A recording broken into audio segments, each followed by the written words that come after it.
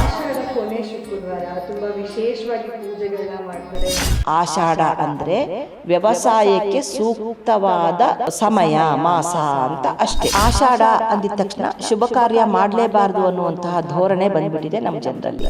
ಆಷಾಢದಲ್ಲಿ ಗುರುವಿಗೆ ವಂದನಾ ಕಾರ್ಯಕ್ರಮ ಇಟ್ಕೊಂಡಾಗ ತುಂಬಾ ಒಳ್ಳೇದು ಅನ್ನುವುದನ್ನ ಬಿಟ್ಬಿಟ್ಟಿದ್ದಾರೆ. ಈಗ ಆಷಾಢ ಕೊನೆ ಶುಕ್ರವಾರ ತುಂಬಾ ವಿಶೇಷವಾಗಿ ಪೂಜೆಗಳನ್ನ ಮಾಡ್ತಾರೆ, ವ್ರತಗಳನ್ನ ಮಾಡ್ತಾರೆ. ಎಷ್ಟೋ ಜನಕ್ಕೆ ಏನ್ ಪೂಜೆ ಮಾಡ್ಬೇಕು ಅನ್ನೋದು ಕೂಡ ಗೊತ್ತಿಲ್ಲ. ಇದ್ರ ಬಗ್ಗೆ ತಿಳಿಸ್ಕೊಳ್ಳಿ. ಆಷಾಢ ಅಂದಿದ ತಕ್ಷಣ ಶುಭ ಕಾರ್ಯ ಮಾಡಲೇಬಾರದು ಅನ್ನುವಂತಹ ಧೋರಣೆ ಬಂದ್ಬಿಟ್ಟಿದೆ ನಮ್ಮ ಜನರಲ್ಲಿ. ಮೊದಲನೇ ಪಾಯಿಂಟ್ ಆಷಾಢದ ವಿಚಾರ ಕೇಳೋ ಹಾಗಿದ್ರೆ, ನಮಗೆ ಆಷಾಢ ಅಂದರೆ ಇತರೆ ಜಾತಿಯವರಿಗೆ ಇದು ಶ್ರಾವಣ ಇರುತ್ತೆ, ಎಲ್ರಿಗೂ ಆಷಾಢ ಇರೋದಿಲ್ಲ. ಆಷಾಢದ ಪಾತ್ರ ಏನು ಅಂದರೆ ಇದು ಬಂದ ಪದ್ಧತಿ. ಪಾತ್ರ ಅಂದರೆ ಪದ್ಧತಿ. ಯಾತಕ್ಕೆ ಬಂದಿತ್ತು ಅಂದರೆ, ಆಗಿನ ಕಾಲದಲ್ಲಿ ವ್ಯವಸಾಯವನ್ನು ಮಾತ್ರ ಮುಖ್ಯ ಉದ್ಯೋಗ ಅಂತ ಅಂದ್ಕೊಂಡು ನಮ್ಮ ಜೀವನ ಶೈಲಿ ನಡೀತಾ ಇತ್ತು. ಈ ಆಷಾಢದಲ್ಲಿ ಬಿತ್ತನೆ ಕೆಲಸಗಳನ್ನು ಮಾಡುವಂಥದ್ದು, ಇನ್ನು ಕೆಲವುದು ಕಟಾವು ಕೆಲಸಗಳನ್ನು ಮಾಡುವಂಥದ್ದು, ಇದನ್ನೆಲ್ಲ ನಡೆಸ್ತಾ ಇದ್ದರು. ಇಂತಹ ಸಮಯದಲ್ಲಿ ನಾವು ಒಳ್ಳೆಯ ಕಾರ್ಯಗಳನ್ನು ಹಮ್ಮಿಕೊಂಡಾಗ ಆ ಕೆಲಸಕ್ಕೆ, ಫಾರ್ ಎಕ್ಸಾಂಪಲ್ ಮದುವೆ ಮಾಡ್ತಾರೆ ಅಂತ ತಿಳ್ಕೊಳ್ಳೋಣ, ಒಂದು ಮದುವೆ ತಯಾರಿನೇ 1-1.5 ತಿಂಗಳು ತೊಗೊಂಡ್ಬಿಡುತ್ತೆ ಅಂದಾಗ ಆಷಾಢದ ಏನು ಬಿತ್ತನೆ ಕಾರ್ಯಕ್ಕೆ ತೊಂದರೆ ಆಗತ್ತೆ ಅನ್ನುವ ಉದ್ದೇಶ ಅವರದಾಗಿತ್ತು. ಇದು ಮುಂಬರುವ ದಿನಗಳಲ್ಲಿ ನಾವು ಏನು ಬೆಳೀತಾ ಇದ್ದೀವಿ, ಆಧುನಿಕತೆಗೆ ಬರ್ತಾ ಇದ್ದೀವಿ ಅನ್ನುವಾಗ ಕೆಲವೊಂದು ಪದ್ಧತಿಗಳನ್ನು ತಿರುಚುಮುರುಚು ಮಾಡ್ಕೊಳ್ತಾ ಬಂದುಬಿಟ್ವಿ. ಆಷಾಢ ಅಂದಿದ ಕೂಡಲೇ ಒಳ್ಳೆಯ ಕೆಲಸ ಮಾಡಲೇಬಾರ್ದು ಅನ್ನೋ ಥರದಲ್ಲಿ ಪ್ರವೃತ್ತಿಯನ್ನು ಬೆಳೆಸ್ಕೊಂಡು ಬಂದ್ವಿ. ಆಷಾಢ ಅಂದರೆ ವ್ಯವಸಾಯಕ್ಕೆ ಸೂಕ್ತವಾದ ಸಮಯ, ಮಾಸ ಅಂತ ಅಷ್ಟೇ. ಇದನ್ನು ಹೊರತು ಇನ್ನೇನಿಲ್ಲ. ಇನ್ನು ಇದರಲ್ಲಿ ಕೆಲವರು ಆಷಾಢ ಶುಕ್ರವಾರದಲ್ಲಿ ಪೂಜೆ ಮಾಡಬೇಕು, ಅಥವಾ ಆಷಾಢ ಗುರುವಾರದಲ್ಲೂ ಪೂಜೆ ಮಾಡ್ತಾರೆ. ಅದು ಯಾಕೋ ಪ್ರಚಲಿತ ತಗೊಳ್ತಾ ಇಲ್ಲ, ಯಾಕೆ ಅಂತ ನನಗೆ ಗೊತ್ತಿಲ್ಲ. ಆಷಾಢದಲ್ಲಿ ಗುರುವಿಗೆ ವಂದನಾ ಕಾರ್ಯಕ್ರಮ ಇಟ್ಕೊಂಡಾಗ ತುಂಬ ಒಳ್ಳೆಯದು ಅನ್ನುವುದನ್ನು ಬಿಟ್ಬಿಟ್ಟಿದ್ದಾರೆ. ಯಾಕೆ ಅಂತ ನನಗೆ ಗೊತ್ತಾಗ್ತಾ ಇಲ್ಲ. ಅದು ಒಂದು ಪ್ರಕ್ರಿಯೆ ಇದೆ.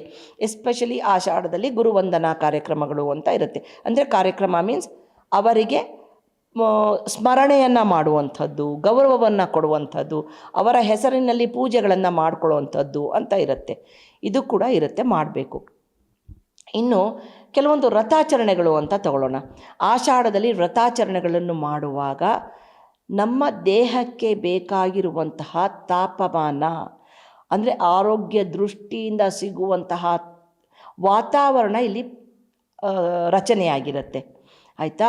ಎಷ್ಟೋ ಕಡೆ ಇವಾಗ ಮಟ ಉರಿಯೋ ಬಿಸಿಲಲ್ಲಿ ಹೊಟ್ಟೆ ಹಸುವಿನಿಂದ ನಾನು ಯಾವುದೋ ಒಂದು ವ್ರತ ಮಾಡ್ತೀನಿ ಅಂದರೆ ಆ ಹೆಣ್ಣು ಮಗಳಲ್ಲಿ ಆ ಏನು ಸುಸ್ತಾಗುವಂಥದ್ದು, ಮಾನಸಿಕ ಖಿನ್ನತೆ ಅಂದರೆ ಚಿಡಿಮಿಡಿ ಆಗುವಂಥ ಒಂದು ಪ್ರವೃತ್ತಿ ಬರುತ್ತೆ. ಆದರೆ ಈ ನಮ್ಮ ಯಾವುದೇ ಒಂದು ವ್ರತಾಚರಣೆ ಮಾನವ ಶರೀರ ರಚನೆಗೆ ಒಳಗೊಂಡಿರುತ್ತೆ, ಮಾನಸಿಕ ಸ್ಥಿತಿಗತಿಗಳನ್ನು ಒಳಗೊಂಡಿರುತ್ತೆ.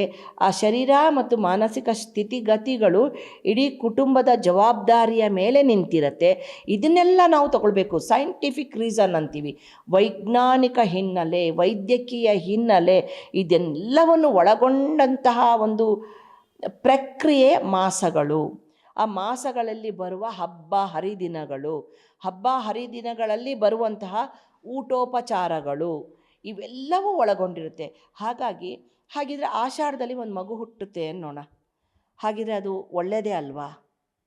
ಅದು ಕೆಟ್ಟದು ಅಂತ ಪರಿಗಣಿಸ್ತೀರಾ? ಇಲ್ಲ ಅಲ್ವಾ?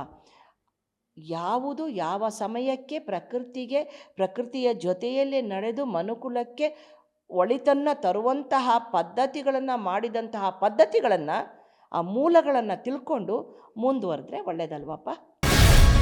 ಗ್ಯಾರಂಟಿ ನ್ಯೂಸ್, ಸುದ್ದಿ ಖಚಿತ, ನ್ಯಾಯ ನಿಶ್ಚಿತ.